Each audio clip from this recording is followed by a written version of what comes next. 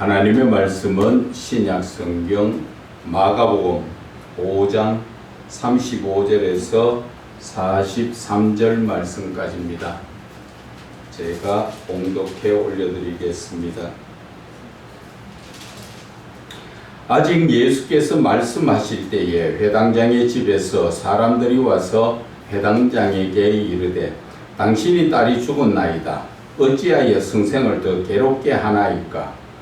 예수께서 그 하는 말을 곁에서 들으시고 회당장에게 이르시되 두려워하지 말고 믿기만 하라 하시고 베드로와 야고보와 야고보의 형제 요한 외에는 아무도 따라옴을 허락하지 아니하시고 회당장의 집에 함께 가사 떠드는 것과 사람들이 울며 심히 통곡함을 보시고 들어가서 그들에게 이르시되 너희가 어찌하여 떠들며 우느냐? 이 아이가 죽은 것이 아니라 잔다 하시니 그들이 비웃더라.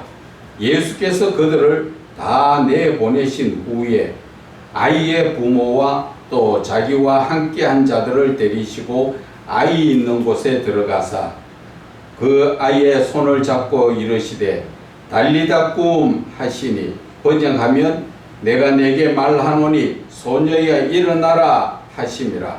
소녀가 곧 일어나 걸으니 나이가 12살이라.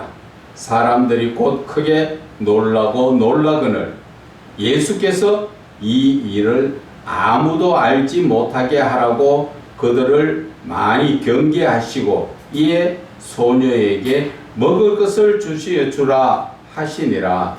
아멘. 두려워하지 말고 믿기만 하라는 제목으로 은혜를 나누고자 합니다. 이 본문의 말씀은 우리가 22절에 보면은 예수님 앞에 회당장이라는 사람, 그 야이로라 하는 사람이 와서 예수님 앞에 발 아래 엎드려서 구합니다. 무엇을 구하느냐? 내 어린 딸이 죽게 되었사오니 오셔서 그 위에 손을 얹으사 그로 구원을 받아 살게 하소서. 그렇게 예수님 앞에 구했습니다. 자기의 딸을 살려달라고 구했습니다. 그럴 때 예수님께서 그렇게 하시려고 그 딸이 있는 집으로 가는 도중에 예수님의 소문을 듣고 혈루증 걸린 여인이 와서 길에서 치료를 받다 보니까 시간이 많이 지체를 해버렸어요. 그러다 보니까 예수님께서 그 아이에게 가는 시간 도중에 이미 그 아이가 죽었다고 통보가 오늘 본문의 말씀을 통해서 온 거예요. 회당장의 집에서 사람들이 와서 회당장에게 이르되 당신의 딸이 죽었으니까 예수님을 힘들게 하지 마세요. 이미 죽어버렸는데 뭐 이제 와가지고 거기까지 오면 무슨 소용이 있습니까? 그렇게 이야기할 때 예수님께서 36절에 그 하는 말을 곁에서 들으시고 회당장에게 뭐라고 말합니까? 두려워하지 말고 믿기만 해라. 누구든지 이 딸이 죽었다고 생각되었을 때는 얼마나 마음이 낙심도 되고 두렵기도 하고 그러한 것이지요. 그러나 예수님께서 말씀하시는 것은 육신적인 사람의 말들을 다 듣지 말고 하나님이신 예수님의 말씀을 믿기만 하면 역사가 일어난다 하는 것을 말씀하시는 거예요. 그래서 우리의 어떠한 모습이든지 보면 우리는 지금 사람에게 찾아가서 사람에게 의뢰해서 병도 치료받고 문제도 해결하고 하는데 사람이 안 된다 할 때는 우리는 낙심을 하지요. 어떠한 다른 문제가 있을 때도 마찬가지입니다. 내가 아주 돈이 급해서 지금 막지 못하면 부도가 나는데 그 아는 사람에게 꼭 해줄 줄 알고 찾아갔는데 안 된다 할 때는 정말 낙심되고 정말 죽고 싶은 심정이지요. 질병도 마찬가지입니다. 질병도 사람이 바라봤을 때는 이것은 안 됩니다. 그러한 역사가 이야기를 해도 이 하나님을 믿는 믿음 안에서는 이 역사가 일어난 것이 참 많습니다. 특히나 우리가 한 20, 30년 전부터 시작해서 이 암이라는 질병 자체가 걸리면 모두가 못 산다고 그렇게 생각하는 사람들이 참 많았습니다. 그러나 예수 믿는 사람들은 달랐어요. 그래서 어떤 분들은 기도원에 가서, 또 어떤 분은 교회에서, 어떤 분은 자기 집에서, 어떤 분은 병원 안에 또 교회가 있거든요. 기도할 수 있는 기도실이 있어요. 그런 데서 매달려 가지고 기도하면서 깨끗하게 치료받은 사람들이 한두 사람이 아니에요. 우리의 이 생명의 주권은, 육신적인 생명의 주권은, 우리가 안 믿는 사람도 뭐라고 이야기합니까? 생명은, 인명은 제천이다. 하늘에 있다 그러죠. 사람의 생명은 하늘에서 누군지는 모르지만 그 조정을 한다 하는 그런 얘기를 하는데, 바로 하나님께서 우리의 생사화복, 우리가 살고 죽고 복이 되고 화가 되는 모든 것은 하나님 손에 있다는 것입니다. 그래서 우리가 아무리 건강을 해도 하나님이 가자 하면 가야 되고, 아무리 몸이 아파도 하나님 안 데려가시면 못 갑니다. 내가 죽고 싶어도 죽어지는 게 아니에요. 그래서 우리가 예수를 믿는 사람들은 이러한 것들을 알기 때문에 좀 죽음에 대해서는 담대합니다. 그래서 우리가 지금 죽어도 우리는 천국 간다는 것이지요. 믿음의 결국은 뭐예요? 우리 영혼이 구원받고 하나님 나라에 가서 하나님과 더불어 기쁘고 즐거운 삶을 사는 거예요. 그러나 예수를 믿지 않고, 아니면 예수를 믿어도 바르게 믿지 않은 사람들은 육신을 떠나서 이 세상을 떠나갈 때는 지옥에 가서 그 뜨거운 지옥 불 속에서 하루 이틀이 아니고 영원히 그 불 속에서 고통을 받아야 되는 것을, 그것을 알기 때문에 저희들은 예수를 믿고 천국에서 영원히 기쁘고 즐거운 삶을 사는 영혼 구원에 초점을 맞춰가 있는 것입니다. 그래서 어떠한 지금 앞에 계시는 분도 마찬가지입니다. 과거에는 얼마나 힘들고 또 누구 말따나 허랑방탕한 삶을 살았지만 예수 믿고 나서 이제 영혼 구원에 확실한 그 은혜를 입었기 때문에 지금도 감사하고, 주변에 누구든지 바라보면 뭐라고 합니까?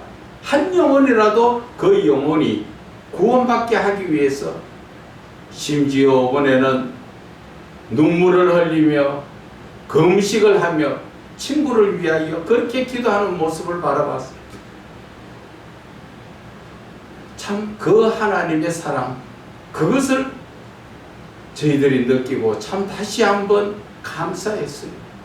그리고 우리의 생명은 특히나 제가 전번에 말씀드린 것처럼 하나님이 택하신 자는 죽고 싶다고 죽어지는 것도 아니고 살고 싶다고 사라지는 것도 아니에요. 하나님 손에 달려 있어요. 특별히 하나님이 택한 자들은 하나님의 그 일을 감당할 때까지는 고난이 있을지라도 죽어지지 않습니다. 그것이. 그렇기 때문에 우리가 오늘 예수님의 말씀처럼 사람들의 말을 듣고 두려워하거나 낙심하거나 그렇게 해서는 안 된다는 것이죠. 사람들의 말이 오늘 어땠습니까? 지금 분명하게 말하는 것은 죽었다고 이야기하죠. 죽었다. 35절에 중간에 말씀하시죠. 당신의 딸이 죽었나이다. 그런데 예수님은 36절에 뭐라 말씀하십니까? 그런 거 신경 쓰지 말고, 두려워하지 말고, 낙심하지 말고 믿기만 하라는 거죠. 믿기만. 그 믿음이 믿음이 우리를 구원하는 거예요. 네. 그렇기 때문에 내가 믿음이 있느냐 없느냐 하나님은 그걸 보시는 거예요. 사람들이 봤을 때는 아이고 도저히 가능 없네요. 아이고 뭐 안 됐네요. 그런 소리 들을 필요도 없어요. 내가 예수를 바르게 믿는다면 오직 하나님께 내 영혼을 부탁하면 되는 거예요. 그러면 그분께서 일반 성도들은 다 다르게 택한 자들은 하나님이 들어서 일일이 간섭합니다. 그렇기 때문에 내 마음에 모든 것들을 다 내려놔야 돼요. 내 마음의 염려, 걱정이나 낙심되고 하는 것은 누가 주는 거라고요? 그거는 세상의 어둠의 세력, 마귀 새끼들이 하나님 앞에 가지 못하도록 자꾸 그러한 불안한 마음을 넣어주고 불평불만이 나오고 낙심하게 만들고 그렇게 하지요.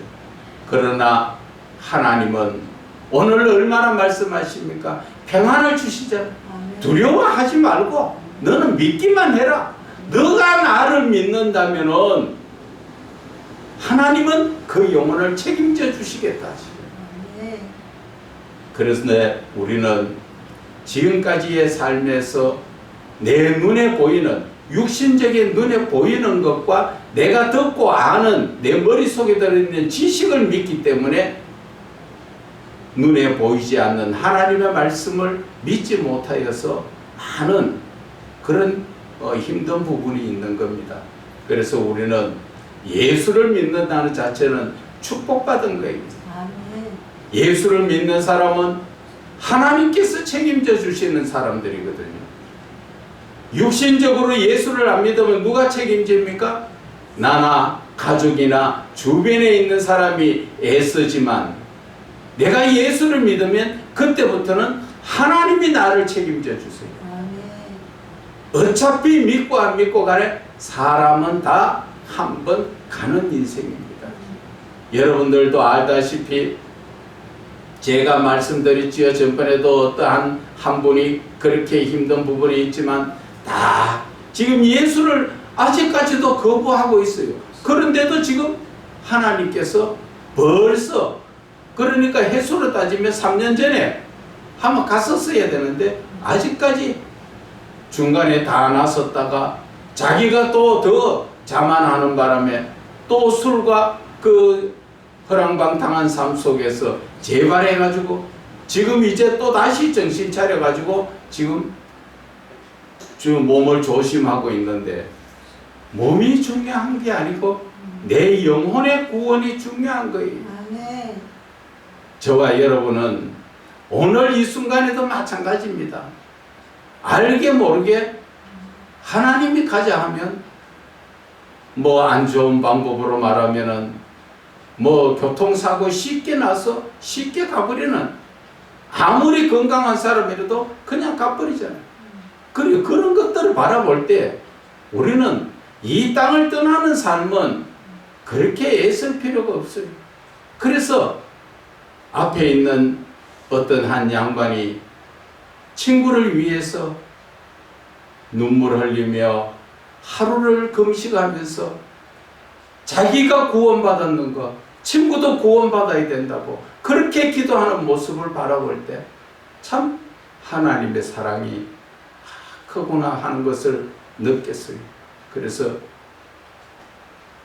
여러분들은 이제 하나님을 믿게 되면은 예수님께서 여러분들을 책임져 주시는 거예요. 옆에 있는 사람이 책임을 지는 게 아니라 하나님이 여러분들을 책임져 주신다고. 그래서 그 하나님이 어떻게 하십니까? 지금 그 딸아이가 죽었다는 집에 지금 직접 찾아가셨지요. 그래서 들어가니까 38절에 그 회당장 집에서는 울며 심히 통곡하고 난리 났죠. 이제 장례 준비를 하죠. 딸아이가 죽었는데 그것도 12살짜리 딸아이가 죽어서 지금 애가 터져서 통곡을 하고 우리 그 한국 문화로 말하면 아이고 아이고 곡을 하면서 지금 가슴을 치면서 난리가 나가 있는데 예수님이 들어가셔서 하시는 말씀이 뭐예요? 그 자리에 있던 모든 사람들은 육신적인 눈으로 보니까 이제는 끝났다, 죽었다, 더 이상 방법이 없다, 어떻게 해서 장례를 잘 치를까, 그것을 지금 이야기하는데 예수님께서는 너희가 어찌하여 떠들며 우느냐. 영적으로 바라볼 때 이 아이는 죽은 것이 아니라 지금 잠시 자고 있다, 이렇게 지금 말씀하시는 거예요. 그런 말씀을 하시니까 여러 사람들이 뭐라 그럽니까? 육신적인 사람들이, 육신적인 눈으로 바라보는 사람은 40절에 그들이 비웃더라. 예수님의 이 소망적이고 희망적인 말씀에 대해서 오히려 비웃고 있다는 것이죠. 그래서 예수님께서는 그들을 다 내보내신 후에 아이의 부모와 자기와 함께한 자들 누굽니까? 거기에는 야고보와 베드로, 야고보의 형제 요한, 이 세 사람, 예수님, 그리고 그 아이의 부모, 엄마와 아버지를 데리고 아이가 죽어 있는 그 시신이 놓여 있는 자리에 거기에 들어갔지요. 그래서 예수님은 그 아이의 손을 잡고 이르시되 달리다 꿈, 그것을 번역하면 내가 내게 말하노니 이런 소녀야 일어나라. 죽은 자에게 산자같이 부르시는 하나님, 이 말을 듣고 이 죽은 자가 그대로 일어났죠. 42절에 소녀가 곧 일어나서 걸으니 나이가 12살짜리 그 살짜리 소녀가 죽었다가도 살아나는 역사. 그래서 우리는 예수를 믿는 사람들은 육신적인 눈으로 바라보고 사람이 어떠한 말에 거기에 휘둘려서는 안 된다는 것이지. 내가 무슨 문제든지 생기면 나는 내가 믿는 하나님, 예수님 앞에 우리는 무릎 꿇고 하나님 어떻게 해야 됩니까? 그렇게 기도해야 되는 것입니다. 하나님 나를 깨끗하게 해주세요. 나도 이제 예수를 믿고 또 하나님이 택하신 자로서 하나님의 사명 온전히 감당하면서 하나님께 영광 올려드릴 수 있는 주님의 사랑받는 자 되게 하여 주시옵소서. 이런 기도를 할 때 하나님은 그것을 기뻐하시는 것입니다. 내가 말씀을 붙들고 하나님께서 나를 깨끗하게 하여 주실 줄 믿습니다. 네 믿음이 너를 구원했다고 말씀하시는 것처럼 내가 어떻게 마음을 먹고 어떤 믿음을 가지고 있느냐에 따라서 내 영혼이 구원받고 육신적으로도 깨끗함을 받을 수 있는 역사가 바로 거기에 있다는 것이죠. 사람의 말을 듣고, 예를 들어서 오늘 이 12살짜리 딸아이를 사람의 말만 듣고 죽었습니다, 끝났습니다 할 때 그냥 그 아이를 매장했으면 그 아이가 살았겠어요? 그러나 예수님의 말씀을 듣고 그 말씀에 따라서 믿음으로 나가니까 예수님께서는 그 아이를 살려주시잖아요. 그래서 우리들의 사는 삶에서는 육신적인 눈으로 바라보면 안 됩니다. 육신적인 사람의 말을 들어서는 안 되는 것입니다. 특히나 예수 믿는 사람들은 항상 기도로 하나님의 음성을 듣고 하나님과 교제를 해야 합니다. 성경에는 심지어 죽은 나사로가 나오지요. 나사로가 죽은 지 4일이나 되어서 이미 장례를 치러가지고 무덤 속에 넣어놔서 4일 되니까 썩는 냄새가 나잖아요. 그래서 예수님께서 죽은 것이 아니라고 이야기하죠. 그래서 많은 사람들이 보는 앞에서 죽은 나사로에게 나사로야 나오라! 그렇게 명령을 하니까 장례를 치른다고 딜딜 천으로 감아놨던 사람이 거기에서 살아나서 나오는 역사가 일어나잖아요. 저와 여러분의 삶, 믿음이 어디 있느냐는 것입니다. 내가 믿는 믿음은 그냥 평안할 때 저절로 믿어지는 거 아닙니다. 믿음이라는 것은 항상 여러 가지 시험이 옵니다. 그 시험이라는 것은 어렵고 힘들고 낙심되고 때로는 불안하고 때로는 두려울 때도 많습니다. 그러나 내가 그럴 때일수록 누구를 붙든다고요? 예수 그리스도를 붙들 때 그때 하나님의 역사가 일어나는 것입니다.